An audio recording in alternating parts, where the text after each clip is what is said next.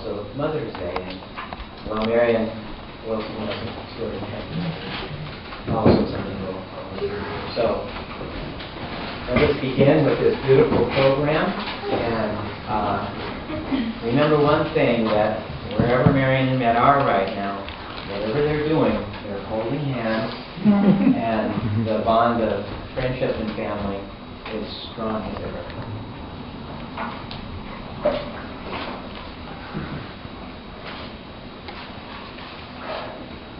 My name is Matt Wilson, for anyone who hasn't met face to face yet.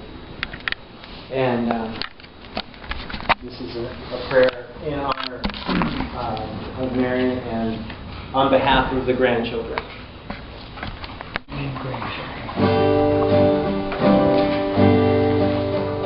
Amazing grace, how sweet the sound that saved a wretch like me. I once was lost, but now am found. Was blind, but now I see. Through many dangers, toils, and snares, I have already come. 'Tis grace that brought me safe thus far, and grace will lead me home. The Lord has promised good to me, His word my hope secures. He will my shield and portion be, as long as life endures. Yea, when this flesh and heart shall fail, and mortal life shall cease, I shall possess within the veil a life of joy and peace.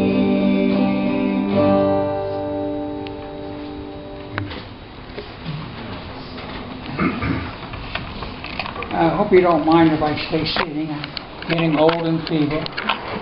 Marian is just barely younger brother. I'm only 4 years younger than Marian, so I'm trying not to show my age. Now, I was one of the lucky people in the world that had Marian as a big sister. And I never cry until today, possibly, because she meant so much to me, and she was so available. 3 different years in undergraduate and graduate school, I lived with them, and it was interesting. I always said I put more into raising their 6 kids than Matt did.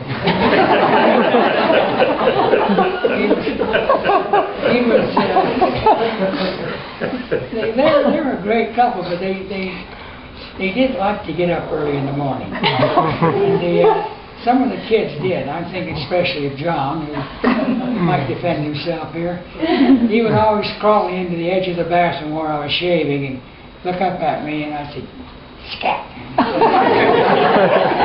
I enjoyed him very much. I remembered him for that for many, many years. It's been quite a while. But so I lived with them down when I was going to BYU, and Met was teaching back in 40-41. And I lived with them back in University of Chicago in 46 and 47. I lived with them when Met was a dean at the University of Utah in 40, when was he there? I think 47 to around the late 40s, and they were great to be with her. No, never any problems. I think they liked to have me there because like I say, they didn't like to get up in the morning, so I fixed the kids' breakfast. And if they were gone early evening or at night, I could always fix their supper. I'll never forget when I'm trying to think of that. I think that everyone was born at that time, because all but 2 were born before they got to Salt Lake. And one night I was the boss, I thought. And we were having sandwiches and soft drink and potato chips, a big container of potato chips. And as soon as the blessings, and someone said amen, I can remember Meadow and Connie each going, wham. Potato chips, just like the Red Sea, just parted. They, without too much struggle, they gave a share of them back, and we had a good meal. But there are things with Marian and her family. Everything I remember brings a smile or a happy tear to my face and memory. Gotta quit that. Good luck.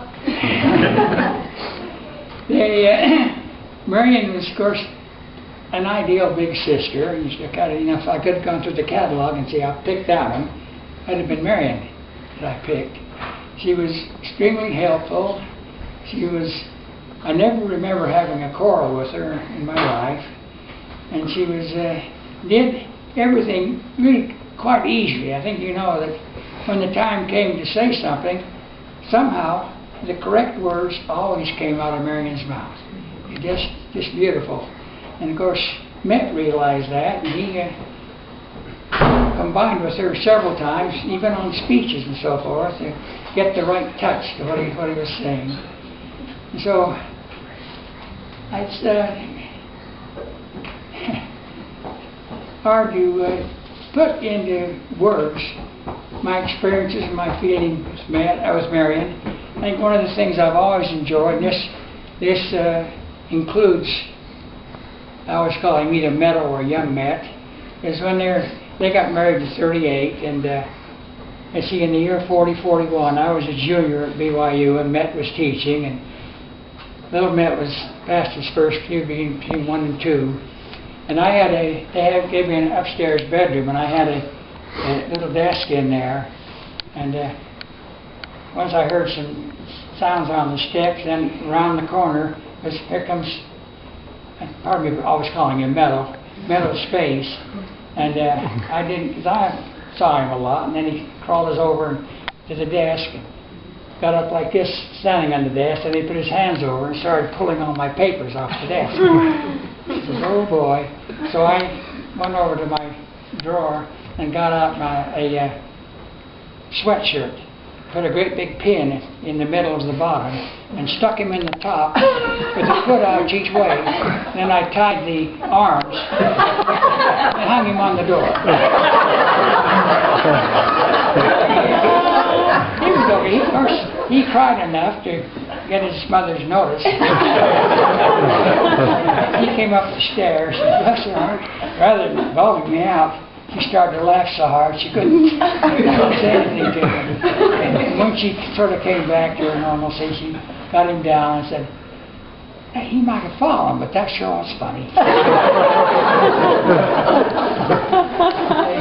And of course, just quickly, her life was met. I was, a senior in high school when Marian was a senior in college, and she would come up fairly often, bring different boyfriends, and of course her junior year, Matt was a great learner and a great traveler, and he didn't ever waste any time. He was over in Europe for that year. He went over there 2 or 3 different times, picked up partial languages and a lot of history, and very, very good connections. And her junior year, he was over there, but her senior year, he came back in October, and of course school was in full sway. And we heard those several times that probably the most eligible bachelor around was a guy named Wilson. And so we said, well, that'd be interesting.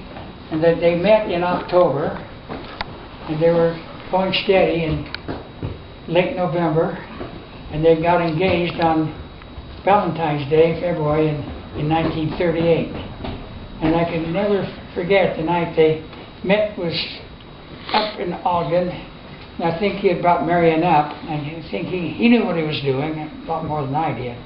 And I remember we played some cards. By the way, if you didn't ever know it, old Meredith Wilson was one of the world's most fierce competitors. He didn't want to be beat in anything, and he rarely, very, very rarely did that happen. Well, we played some cards, and we all trundled off to bed. And I remember looking into the front room, and I thought, boy, what cornballs. Marian was lying on the couch, and Mitt was sitting on the floor, and the shoulders about couch level.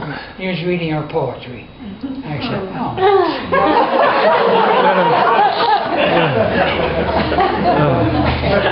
And I remember he had given her a big bottle of perfume, Prince Machiavelli. I'll never forget.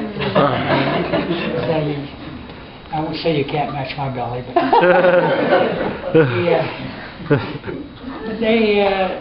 during the course of the evening, he pulled the ring out, and of course she very happily said yes, yes, yes. She went in and told the folks, and they went to bed for 3 or 4 hours, and they left about 5 in the morning to get back to BYU to Met to teach and Marian to finish up her senior year. And from that time on, they've been totally inseparable, and I don't think I ever heard them quarrel. They were just, and of course, Met would come in the house over a period of 40 years, and, where's my bride? And she would show up. They'd have a nice embrace. But I don't want to go on to it. Marian is just fine. She was a great sister, a great landlady for 3.5 years. Didn't threaten to kick me out of the house forever. I don't think I could have enjoyed anyone more. We had a great reciprocal understanding and relationship. And all I can say, if most of you gals, or even all of you, can grow up to be anything like Aunt or Grandma Marian, don't pass up the chance. That was golden. Thank you. Oh, I'm next. Yeah. I'm Dave Wilson, youngest, tallest son. And I'm going a little off program. It says I'm going to read the lanyard because I told Connie and Margaret that's what I wanted to do. We have copies of the lanyard, and I recommend it to you. It's one of the finest poems I've ever read, and it was a pleasure to read it to Mom a couple of nights before she died. But I had something else to say, so I'm going to use this time to say it. It's a story that I thought the very first time that I lived this story, I thought it might be a story about me. And then as I told it, I thought it might be a story about Dad. And then as I got a little bit smarter, I realized it was really a story about Mom. It started with my dissatisfaction with my plight at the Motor Vehicles Division sometime about 1980, and the decision to go visit my brother John in Chicago, my sister Margaret in Salt Lake City, and sort of freshen my palate. And I did that, and I saw in Chicago that John and Sarah and their kids were perfect hosts to me, and I walked around their neighborhood in Hyde Park, and on just about every other corner there was the most beautiful seminary you've ever seen in your life. They were old construction of stones, and they were, I could see why they were, I don't know if they were born seminaries, I could see why they became seminaries. They were absolutely beautiful buildings, and I wasn't a good one, but I was a religion major in college, and I thought maybe that's probably the next step for me after the DMV. And on the way back to Eugene, Oregon, I stopped at Margaret and John's house in Salt Lake City, and they couldn't have been more wonderful hosts to me. And they introduced me to beautiful young people who were smart and just graduating from a law school, and that looked so fun. taking out of the equation my age and IQ, I thought that could be me. And although I was worried that maybe there weren't that many retiring lawyers in Salt Lake City the same year, and I came home kind of torn about what to do, except that I knew I was leaving the DMV, and drove my 1961 Dodge Pioneer up to Mom and Dad's house. Mom was in the kitchen when I came in, and Dad was near her. He wasn't always right there, but he was near where she was. And I said loudly enough so that at least they could both hear it that I'd like to discuss with them the possibility that they could help me go to graduate school. And Mom's immediate reaction was, so far you can see why I would have thought this was a story about me.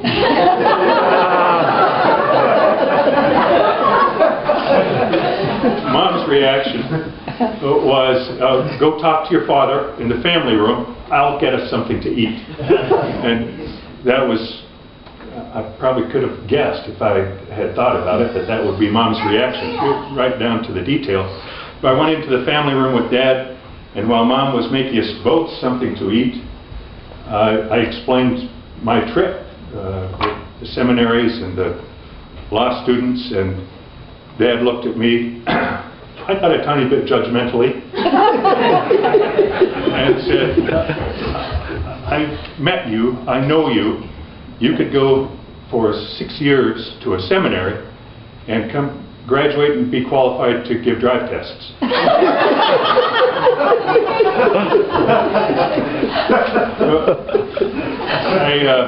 That's when Mom appeared, and Dad said, just as Mom appeared in the family room with things to eat that almost certainly included cheese, Dad said, but if you want to go to law school, I will help you.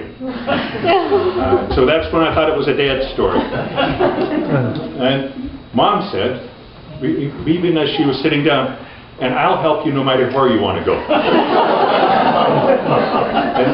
And Dad said, and she can. She has enough money to do that. To me, it went through all those permutations, and to me, it really fits best as a mom story, and it's as a substitute for the lanyard. I do recommend the lanyard to you. But to me, my experience that day was a demonstration by Mom of not only love, but of taking care of who you love. And I suggest we all take that as the legacy of Marian Wilson, along with her wonderful marriage to Omerta. Amen. Amen.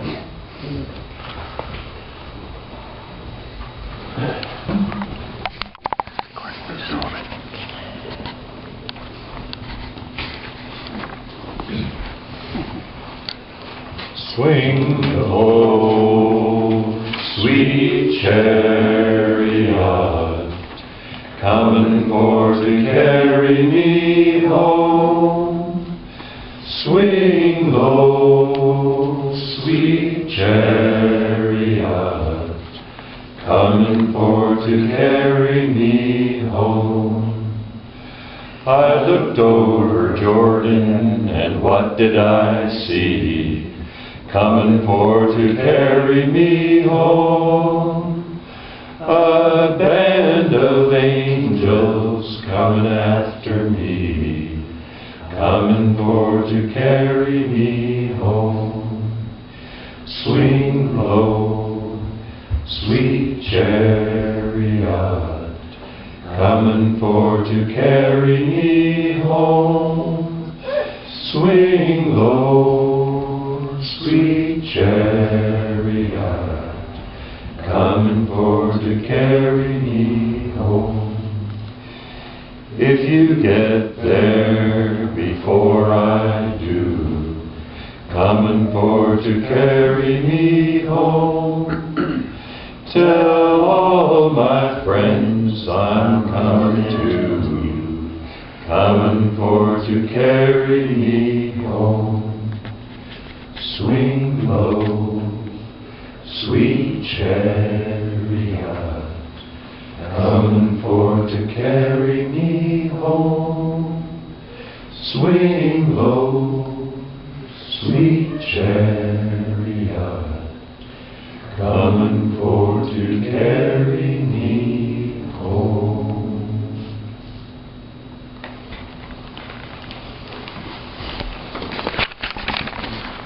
song by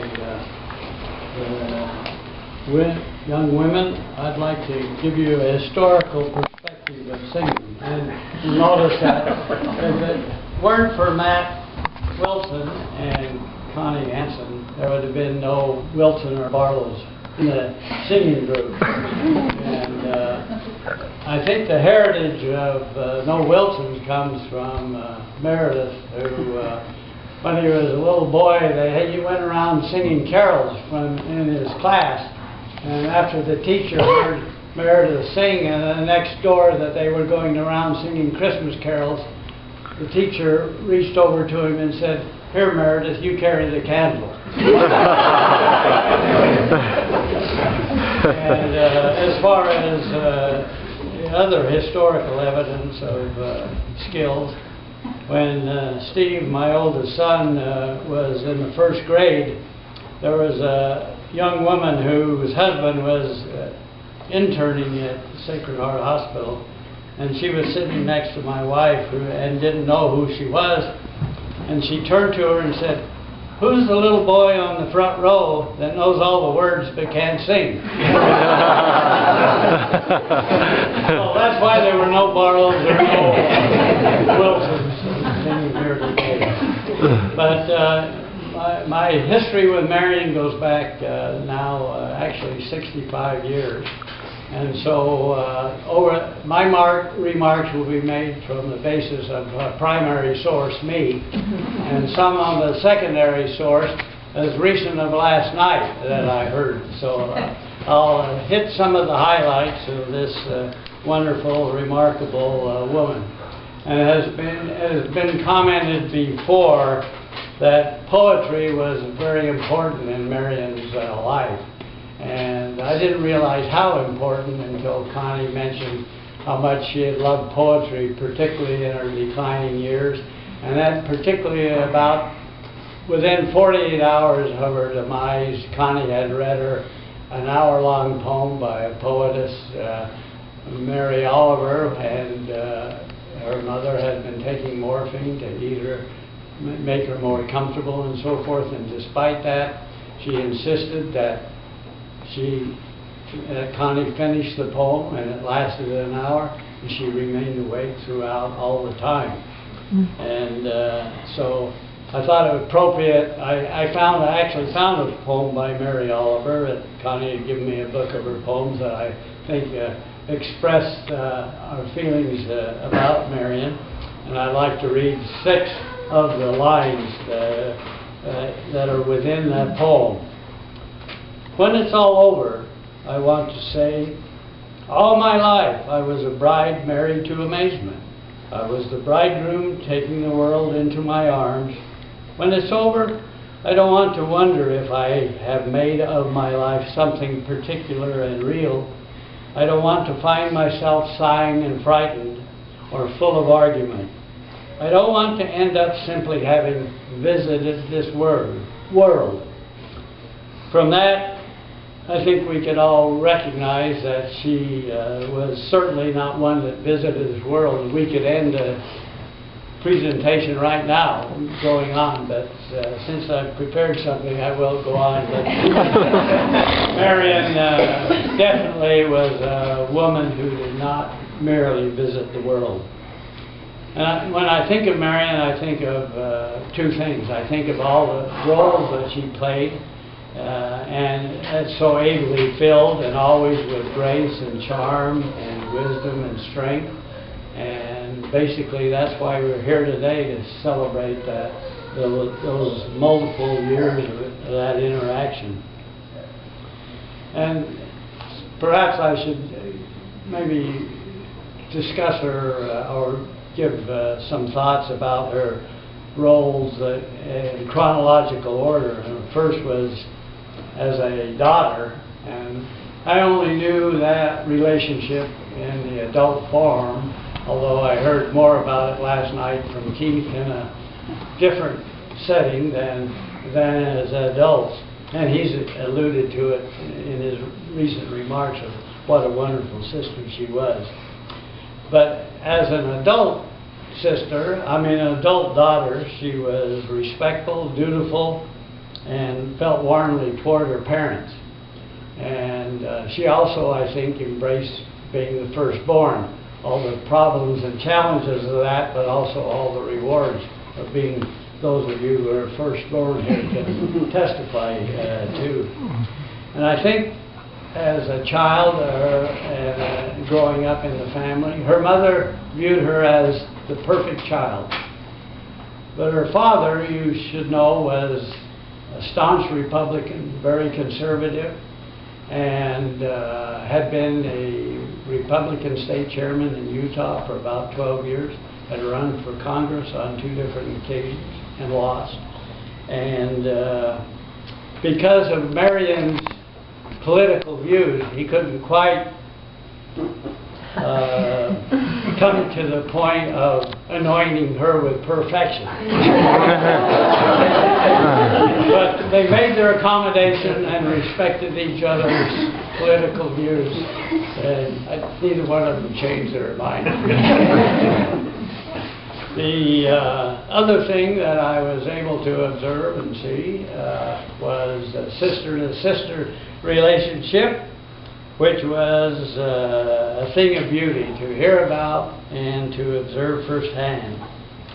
She was the wise older sister who was a mentor to her younger sister, and their relationship after that, though, gradually grew to the point of each other's best friend. And it was a heartwarming relationship that existed for many years. And I was thinking, how would I describe the sister-to-brother relationship? And so Keith last night was telling a story, and he has a lot of stories. He was telling the story of when he went to the BYU as a freshman, and Marian had just graduated, and she and Matt had just gotten married, and so Keith, she was available for help, and they had dances at BYU. Believe it or not, the Mormons dance. They had dances periodically to get people acquainted and so forth. And Keith wanted to go to one, but he had never danced in his life. And so Marian, as the big sister, became the immediate dance instructor. And Keith's been dancing ever since.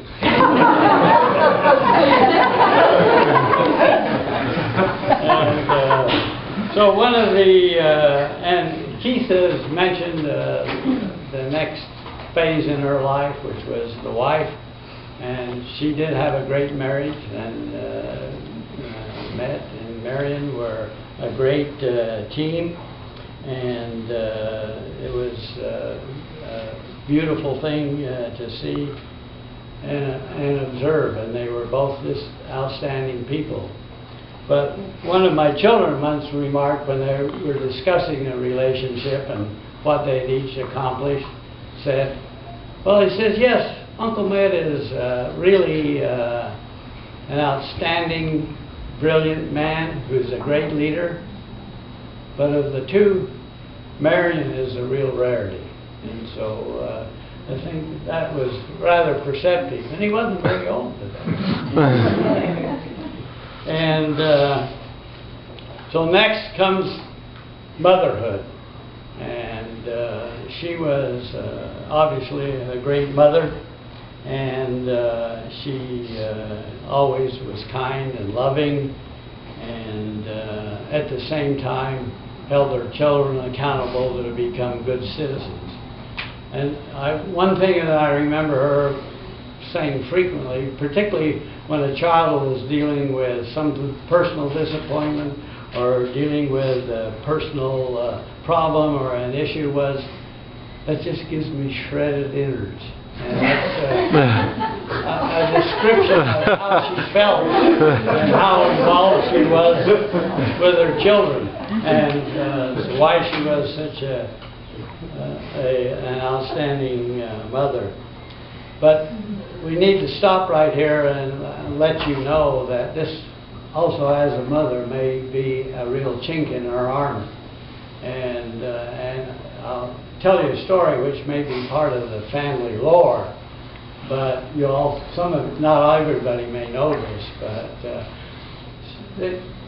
we'd been in town about, I think, a little over a year, and Marian, they'd come in 1954, and so anyway, the two mothers were taking the combination of 9 children to church. John wasn't born yet.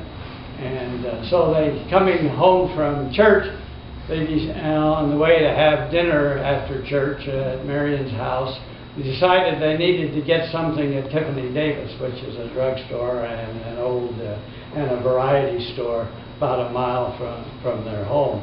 And so the children had to all pile out of the 2 station wagons also and go into Tiffany Davis. And so the two mothers finally gathered them all up and brought them home. And when they got home, they walked in the door and looked around and said, you know, there are only 8 children. So it was David. Been there. So they dashed down to Tiffany Davis thinking they're going to find a crying child who'd been left behind. People around to wonder who he was and so forth. Lo and behold, they got there. And there David was, sitting on the floor in front of the magazine stand reading a comic book. Never known he'd been left. So, and finally, as far as relationships, I think I always was impressed with the relationship with her grandchildren, and and she always knew what they were doing. She always knew what their accomplishments were. She, I think, even knew what their heartaches may have been, and she was always capable of carrying on in one way or another correspondence with her.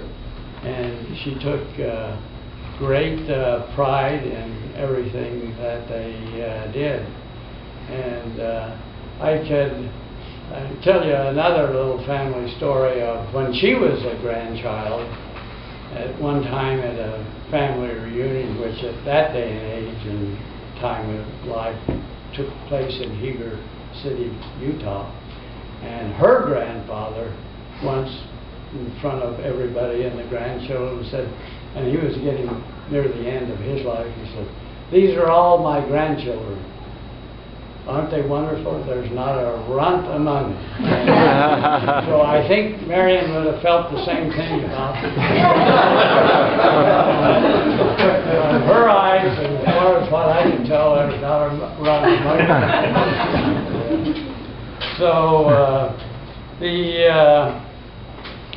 2 other things that are striking about her skills and her roles was, one, as her memory was legendary, and when we arrived in Eugene in 1955, she and Meredith had been here in 1994, and the story that stood out in my mind that I heard about was that, you know, they had a reception for faculty, and faculty all showed up because you're always curious who the new president is and who the spouse is, and everybody introduced themselves.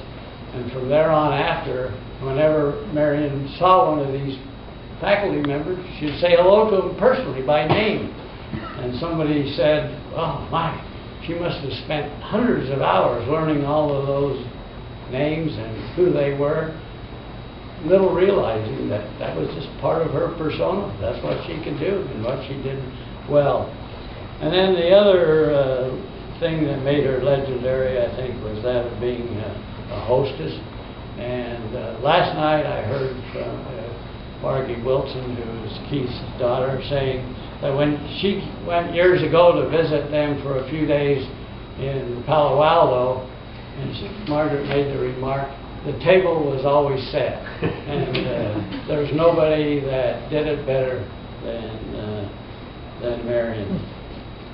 And then to go on, so those were the roles that she played. If you look around, you begin to see what her interests were. Just looking in this room, you'll see that art was a major interest to her, and she was a great collector, and she had wonderful taste, and it was rather eclectic, and it's always been I think it's appropriate that we're holding this service with surrounded by her art and the selections that she made. And the other thing that she had a big time interest in was in drama, and part of her one of her major interests at the curriculum when she went to school at BYU was in drama, and apparently she was very good. And I've had it reported that somebody asked her after she had graduated and she had been married to, what if you'd never met Meredith and you hadn't married him or anybody, what would you have done? She said, I'd have been off to Broadway. I think she's one person that probably would have made it in the big time. So, and the other thing that I remember about Marian is that, you know, she grew up in a competitive family. She wasn't athletic, but she was competitive herself, and obviously, as Keith had pointed out, married an intensely competitive husband. And so her competition came from playing bridge. And she was a tough bridge player. And I know from a long time opponent of her.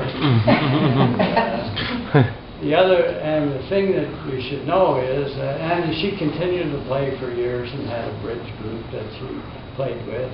And near the end, one of the last conversations, though, that she had with Keith, she was talking with Keith, and I think she finally got tired of talking to him, and she handed the phone to Connie, and Keith told Connie. Often do to visit the center. If they were there during the time that your parents were there, they always say, and how is Matt? And most especially, how is Marian? There was something even in the sound they make when they ask, how is Marian? There's just a soft spot that's been touched. Well, the next quote is from a friend of mine. I called a few of my high school friends who lived in Eugene to tell them my mom had died, because she made our friends such a part of her life. I can remember her telling the Barlows sometimes, well, I'm going to be a little late for bridge tonight because John came home with his 16 favorite friends and they were hungry, so we just had them stay for dinner, but we'll be there. And that was something we really knew we could do. If we came home and had friends with us, a place would be made, a welcome would be extended. And I called my friend Denise, and I haven't talked to him. Well, we had our 50th reunion, and I missed it. So it's been a very long time. And she said, oh, your mother has died. She said, I have to tell you that I have reared 4 children, and your mother and your family have been my beacon. And I have just tried to think, now what would Marian Wilson have done? And so we've tried to have family nights, we've tried to have family meetings, we've tried to have family votes, we've tried to make family members, and I just picture your mom's face, and I think of coming home on Wednesdays, knowing that this was the day she made bread, and that we would have warm bread and soft butter and freshly made jam, and we could have as many pieces as we wanted, and that's what I've tried to do. And she said, I have had such a happy home life. And that is not what she came from. But she said, I've just felt like I found my guide, and I've never had a chance to say it to anyone, and it's too late for you to tell your mom, but I want you to know that it is so. One of the things, when we played music at our house, it was often classical, but it was also often show tunes. And one of the records we had, they were all 76 size, one of them was Pajama Game. I think that's the one it was. And they sang the song, Picture This. Was that Pajama Game? And sometimes in our family, if we were going to tell something, we would say, picture this, and then we would tell what had happened. So I'm just going to do a few little picture thises. Picture coming into our house, and dinner is over, and people are doing whatever they've chosen to do, but you go through the kitchen, and like Margaret said, the table was set.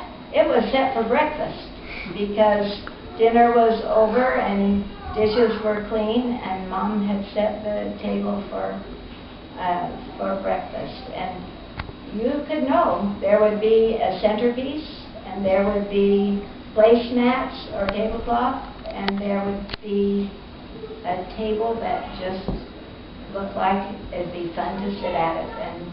But you couldn't picture what was going to be on it. But picture this. When the food came out, it was plentiful, it was well arranged, it was delicious, and it was, when David married me, he said once, I wonder if your mom has different pans.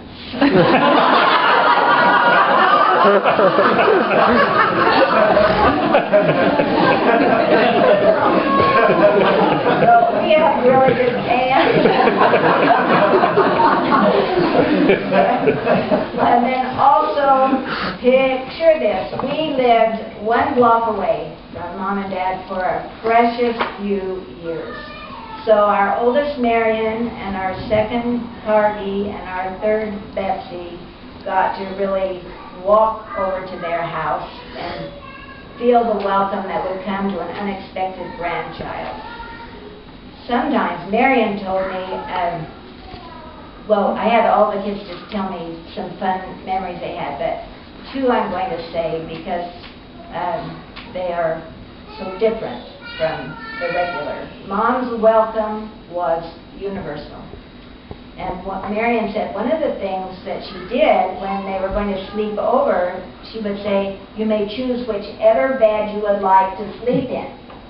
And she said, the only time that I ever realized grandmother was upset with me was the night that I decided, tonight we will sleep in all the beds.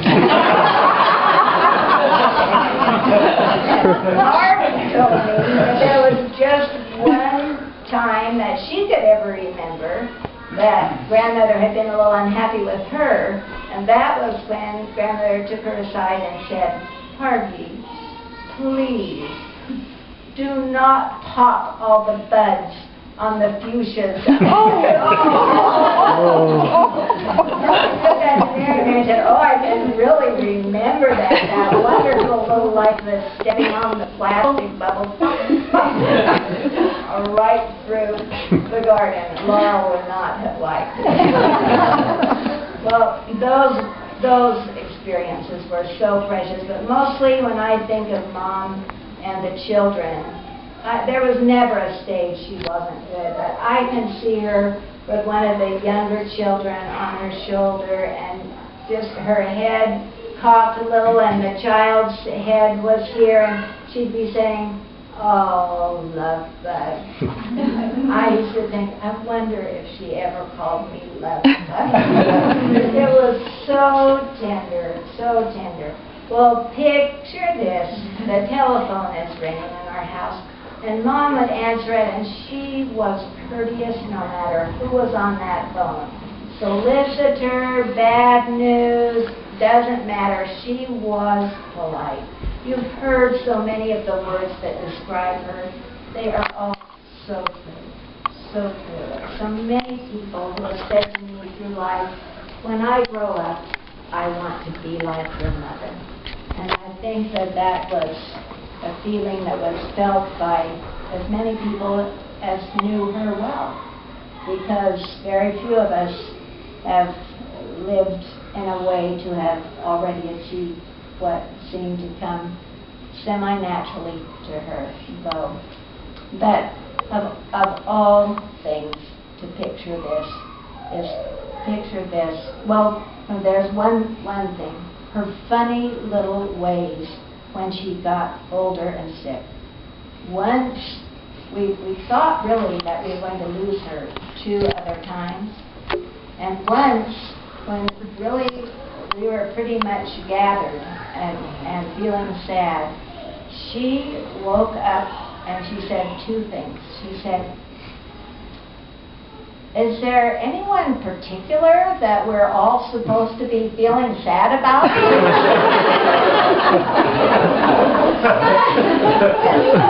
She said at the same time, she said, "You know, if I were going to design any house, my dream house, I think I would design a house that would hold about 15 fewer people."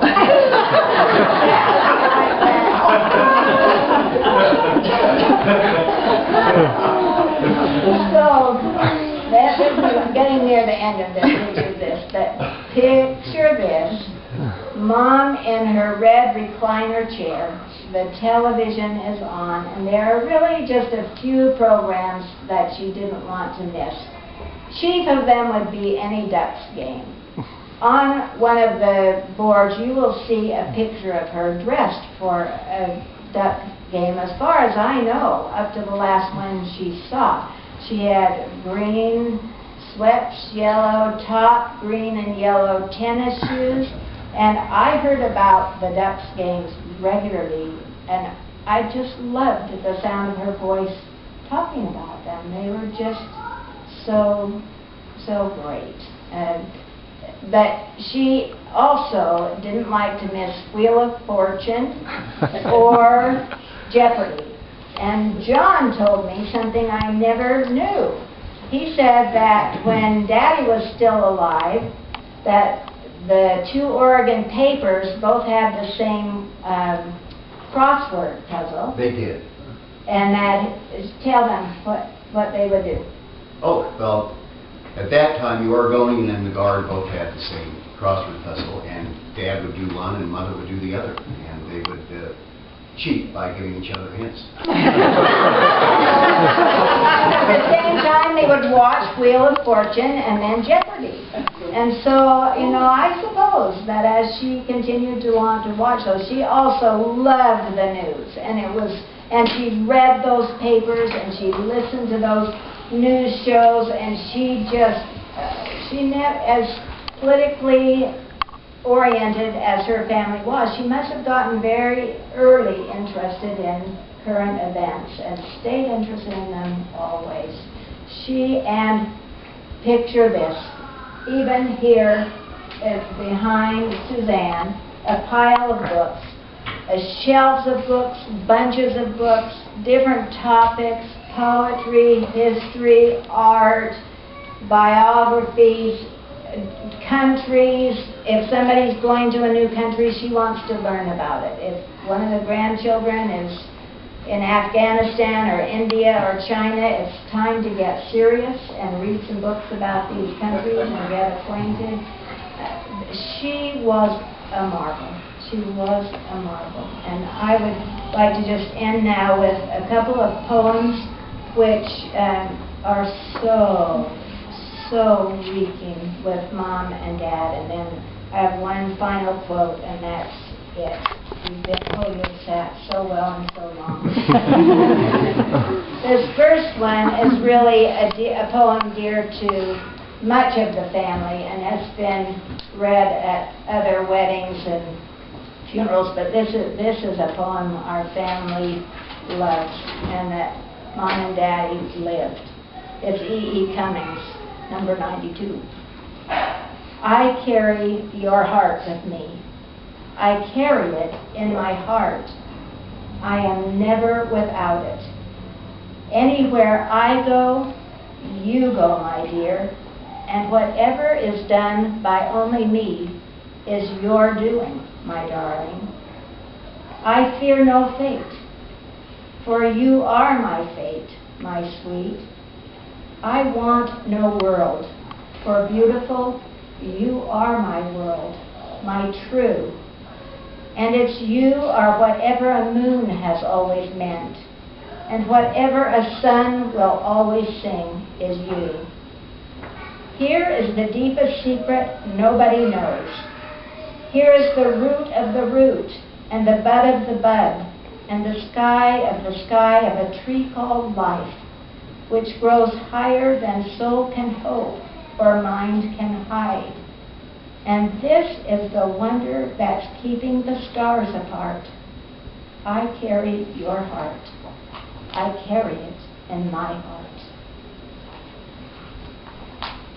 And the last one is D.H. Lawrence. It's called Fidelity.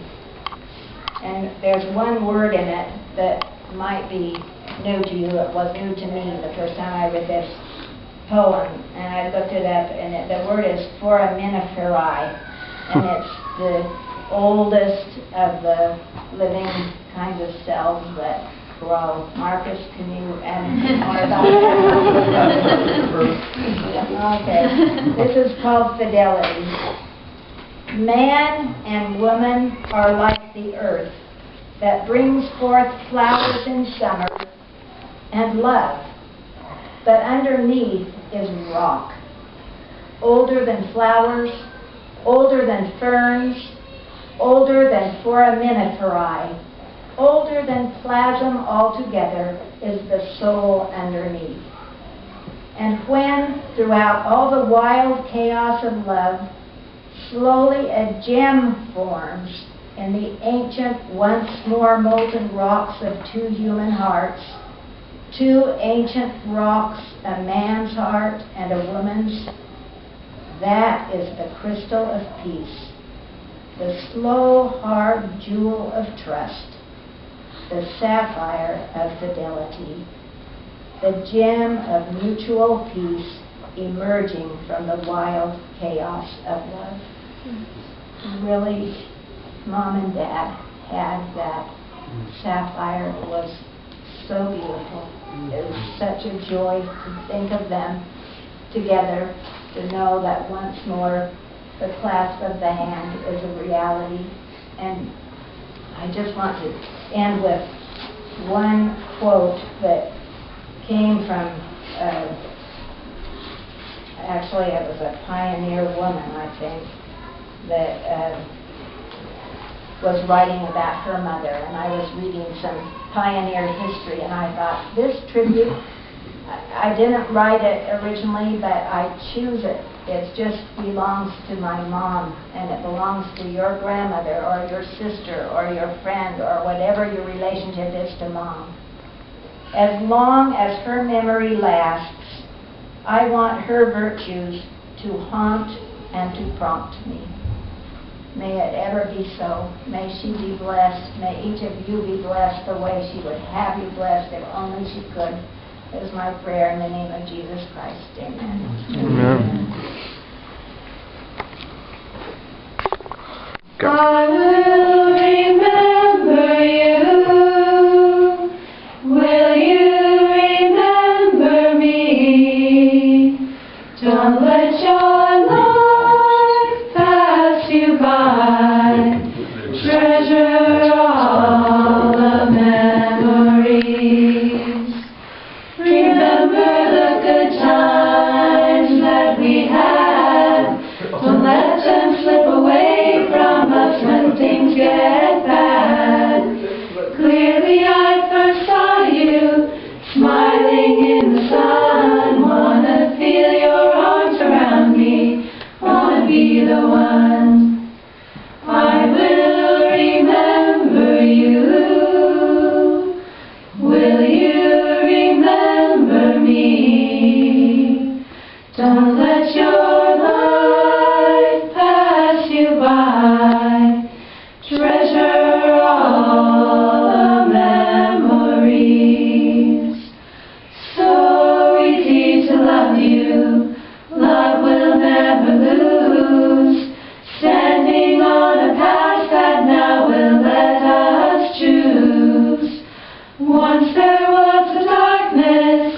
deep and endless night. You gave us everything we have, oh, you gave us life.